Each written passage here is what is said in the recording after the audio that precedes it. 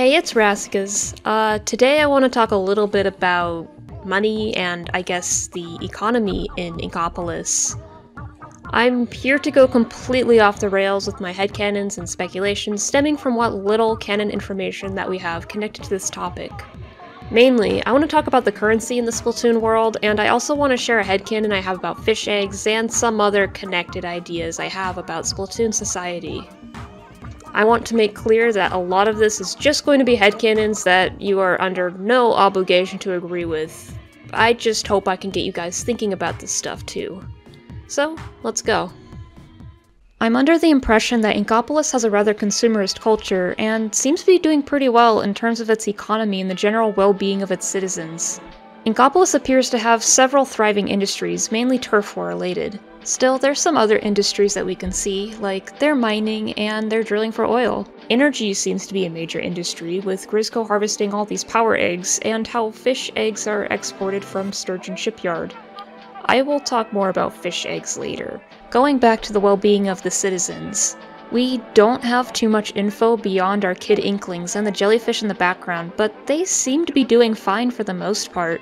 For one thing, we know that inklings aren't penny pinchers. The first art book mentions that most kids in Inkopolis are already too lazy to even deal with coins. They donate so many coins, in fact, it's how the government funds Splatfest teas.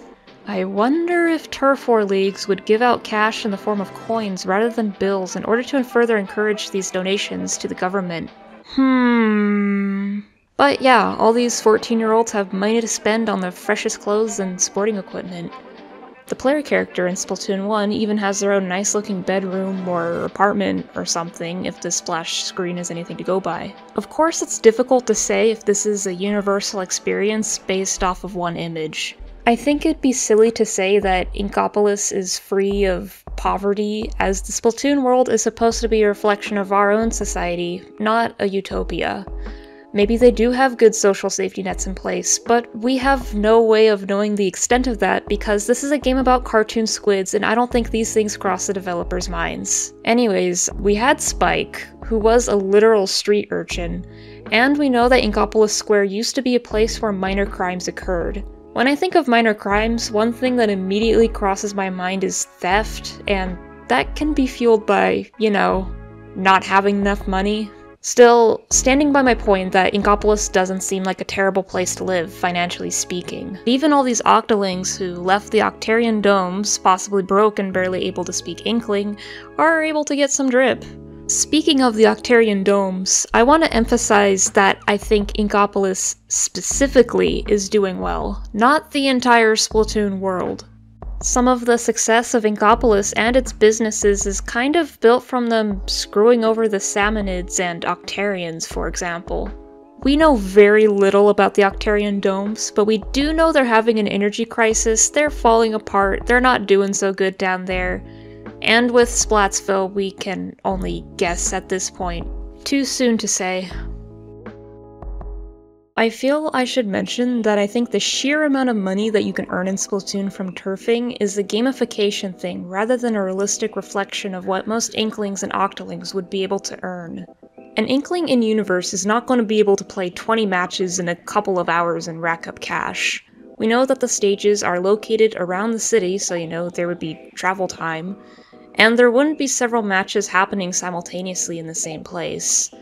It's also confirmed that in Universe, weapons need to undergo maintenance, like the dynamo needs its parts greased and the ink brush needs the tube replaced every 10 battles, if I recall correctly. Taking all these factors into account, I imagine an Inkling or Octo would only be able to play a few battles a day, tops, preventing them from making tens of thousands in a day. Okay, now I want to talk about the money itself. What's interesting to me is that there appears to be different kinds of currencies in use.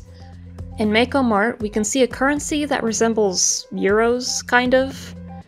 For 100 times battle winners, we see something that resembles a $.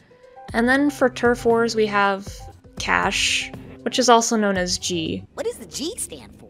If you're wondering what the G means, I've heard it short for Gesso, which is the Japanese word for tentacle.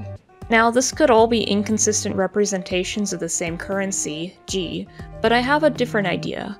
What stands out to me is that the currencies that resemble euros and dollars have fractional monetary units, divided with a decimal point, kinda like dollars and cents. But G seems to be more similar to yen in the sense that it lacks these fractional monetary units. It could be that the currencies that resemble euros and dollars are totally different currencies that use fractional monetary units, or they're supposed to be the same thing but use different symbols because the Inkling language is not very consistent. But either way, I think these two are distinct from G.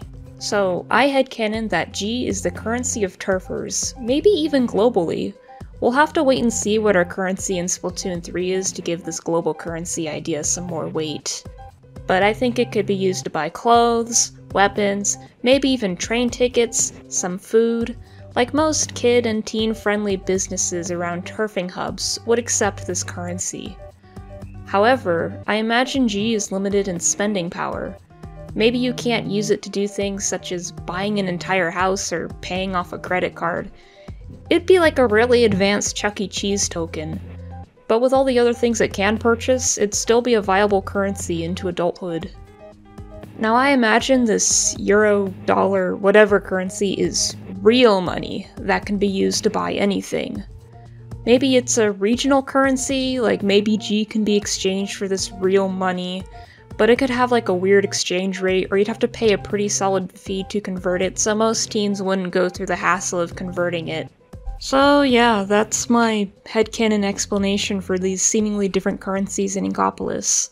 I'm not extremely dead set on this idea. It still could be that these are all really just the same currency, like maybe the money you get in Turf is actual money and it's just written with a decimal point sometimes and I'm overthinking this.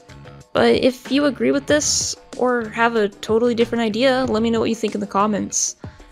Alright, moving on to the other thing I wanted to talk about, eggs. We know power eggs have value. They seem to be the basis for the CQ point currency in Octo expansion. They're also used to buy upgrades in Octo Valley and Canyon, but because the eggs are literally a power source, I kinda took that as the eggs are being converted to energy for upgrading your weapons. And with how you can, I guess, buy tickets with the power eggs, I took that as Sheldon's way of saying thanks for the eggs, cause he can use them to power and upgrade other weapons that he's working on. I don't know where I'm going with this train of thought, just basically, eggs are important. So, as said in the second art book, fish eggs are the energy source of the world of Splatoon. Keyword, fish eggs, not just power eggs from salmon. So where would these other eggs come from? Are there other kinds of fish that get hunted?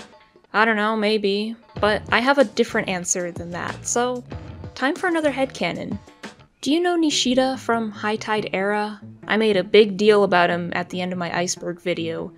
So his bio in Haikata Walker says that he's the youngest of 247 siblings. The fact that he has that many siblings implies that these sentient fish are still laying tons of eggs like their counterparts in the sea. This guy here is a herring, and a quick Google search shows that a herring can lay well over 20,000 eggs.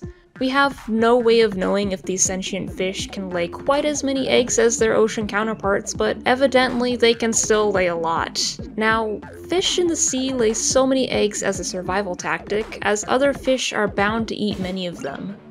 But in a civilized society that surely has a functioning healthcare system and doesn't seem to have random predators swimming about on the hunt, the survival rate of those eggs should be much higher. Additionally, the parents of all those eggs seem to be busier participating in a capitalist society. They work in an office, they do yoga on Mondays, they go grocery shopping, they pay their taxes, whatever. So let's say a herring mother lays all these eggs, she doesn't want 1,000 kids. So what can she do? Give the eggs to energy companies. The mother lays her massive clutch of eggs, keeps just a few, or a few hundred, and sends the rest off to the government or some company if this is a privatized operation, and then gets a nice check in the mail a few weeks later. It's a win-win for everyone. Another idea that I have, what if the government in the Splatoon world imposes limits on how many eggs could be kept, for the sake of the well-being of the children, and for population concerns? For me, it's really hard to imagine two parents being able to take care of 10,000 kids without some sort of child neglect going on. Also, the Great Turf War just 100 years prior was fueled by a further sea level rise, so maybe there's only so much habitable land and housing to go around. Then again, there was a rave in the deep sea, attended by like 60 million, and some fish people straight up went missing. So maybe they don't give a shit about that. Or there could just be different laws in different jurisdictions.